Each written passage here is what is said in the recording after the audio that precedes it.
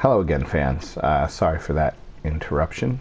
Let's get back to it. I was talking about a contest, a cookie contest. And yeah, I won. We were each required to bring a dozen cookies, each family unit. So the missus and I found a recipe I wanted to try, and they came out pretty good. So, and then you had to sample the cookies and put $5 into an envelope for the cookies that you thought were the best. I did not vote for my own. Wound up voting for a relative's who's, you could tell the effort was there. The result wasn't great, but the effort was there, so I put money in for her. But yeah, there was the most amount of money in our envelope, so we are donating the total winnings to a literacy charity, a children's literacy charity. So it was kind of fun. I'm not a baker. I think I've said that many times before. I'm not a baker. That's usually what Mrs. Matthews does. I'm the cook. She's the baker. But I gave it a try and it came out well. So I'm heading here into Elder Gleam Sanctuary, which isn't terribly exciting. So if you're curious, I don't have the full recipe, but I'll give you kind of the gist of a hot chocolate cookie. You make what I would assume is a fairly traditional. You can check out the beautiful Elder Gleam, this beautiful locale here while I share with you. Butter, chocolate chips. You melt those down. So you've got, essentially liquid deliciousness in terms of butter and chocolate. Really, how does one go wrong when that is the start? Hello there, friend. Come to enjoy the sights and the sounds. So here we are in the sanctuary, and there are some passers-by, some pilgrims. And, the purpose of this, I'll get back to the recipe in a minute. The purpose is we need the sap from this great tree. But the great tree is... the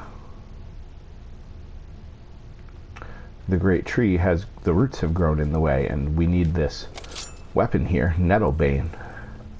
We are required to pierce the roots to get them out of the way in order to get the sap.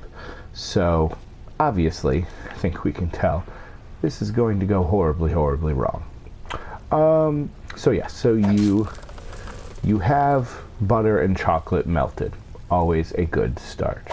Then you have your, and it's a traditional, I would guess, again, not being a baker, it's a pretty traditional chocolate cookie. You've got, it's a cocoa powder and flour and all of that stuff. So you make a delicious chocolate cookie, which is good in and of itself to begin with. And then, once you bake the cookie for 10 minutes, one thing I will say about the batter is that the batter is... Alright.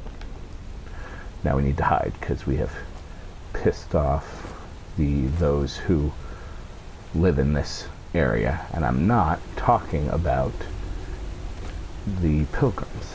The Spriggans are not happy.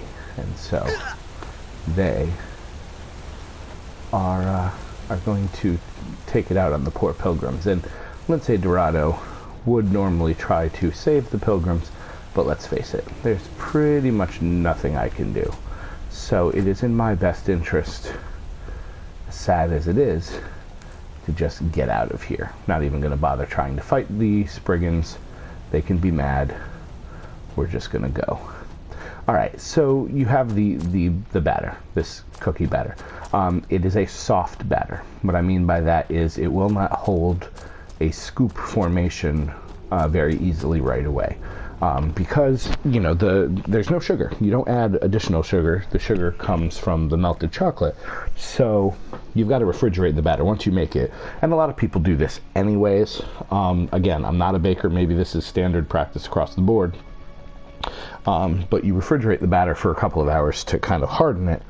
All right, so I have the Elder Gleam. Now I am heading back to Everstead, and I am not fast traveling. I'm just placing the marker.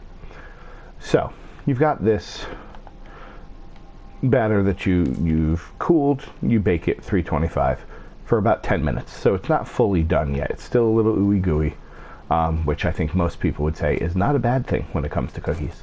But you've got this ooey gooey thing, and then what you do, and this is where it gets to be the hot chocolate part, and this is, I think, what sealed the deal for me in this contest, is you take a square of dark chocolate. It needs to be dark chocolate, otherwise, honestly, it'll be too sweet. I thought I had been to Darkwater Crossing before. Oh well. So you take dark chocolate, and you take a relatively small piece, and you put it right in the middle of the cookie, and you press it in so that it's got some chocolate ooey gooey deliciousness inside the cookie. Oops, what am I doing? I don't know, I'm getting distracted because I'm still a long way from Everstead. So once you do that, you take half a marshmallow and you sprinkle that. No, you don't sprinkle that, I'm getting ahead of myself here. You take half a marshmallow and you put that on top of the chocolate, pressing the chocolate further into the cookie while also allowing the chocolate to, the marshmallow rather, to stick to the cookie. So now you have a piece of chocolate and a marshmallow on the cookie. And then you put it back in the oven for 5 more minutes. This puffs up the marshmallow, this melts the chocolate, this finishes the cookie, and it is a deliciousness. Now, Mrs. Matthews gave me an ingenious idea to take some candy canes, because when you're a teacher and you work in schools, on the holidays, you get a ton of candy canes. So you take some candy canes, you put 1 or 2 in a plastic bag, and then you beat the heck out of them. You wallop these candy canes. I still don't know if I'm going the right way. I think I've taken that wrong turn that I am wont to do. You essentially pulverize the candy canes until you have a peppermint sprinkle, or a peppermint powder, or whatever you want to call it. And you take the peppermint powder. Oh, who's this guy? Oh, you have armor that, while I don't necessarily want it, might take it anyways. So you've got peppermint powder. Sorry, I'm getting distracted. So, and then you sprinkle the peppermint powder onto the thing. Oh, why must you be... The stronghold for an outsider like you to be accepted. Trust like that is not freely given. Why? What are you gonna do? Cry? I don't have to take that from you. Oh, I've got Nettlebane still activated. I will finish the recipe, I swear.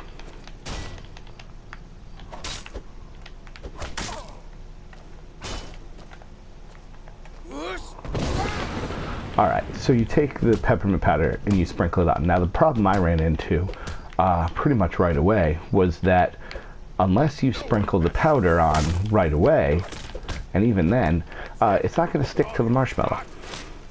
Death Valley driver with the Dragon Priest mask! Don't mess with me, Orc. Don't mess.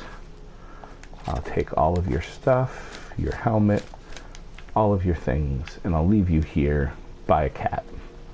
Alright, so what I did is I took a very sharp knife and I cut just the top of the marshmallow. So you cut the top of the marshmallow off, which means that the inside, which is ooier and gooier and stickier, is more exposed. and then you bake it, which allows the peppermint to stick a little bit more. Not, you know, you're not going to overload this thing with peppermint. It's just not going to happen. But at the same time, it's better. You know, the peppermint is optional. We had some relatives who aren't big peppermint fans, so they whined and complained because that's what happened. That, you know, it actually, for my money, it's better without the peppermint, but it did look more festive. And if that allowed me to win our little contest, then I am happy. So yeah, so it was a good day. We had a swap, you know. There's enough members of my family where we're not going to buy gifts for everyone. We did that for years, and it cost a huge amount of money and took a lot of time. And so now what we do is we oh, Narfi's awake. Figured he'd be asleep. We do a swap of some type, and so that worked out. All right, I am going to kill Narfi. He's mining a stone quarry. Interesting. I didn't realize that would work. So that would get you stone for your house. So let's kind of take a minute and take stock here. Now you have the recipe. Let me know if you make these cookies. They are delightful. We have completed our 3 assassinations. We need to report back to Nazir, so we do need to head home. I could do that, but I also have things to do in Riften, quite a bit of things to do in Riften, and need to go to Fort Dawnguard. So that's my next destination. So once again, my friends, we're on the way to Riften, and that will be what we do in our next episode. But Lince Dorado has killed a beggar, essentially. Killed a crazy person. And is on his way back to Riften. So, for Lince Dorado, Uthgerd the Unbroken, still unaccounted for. Don't know if we'll ever see her again. But for Lince, I'm DC Matthews at DC Matthews NAI. We will see you around the neighborhood.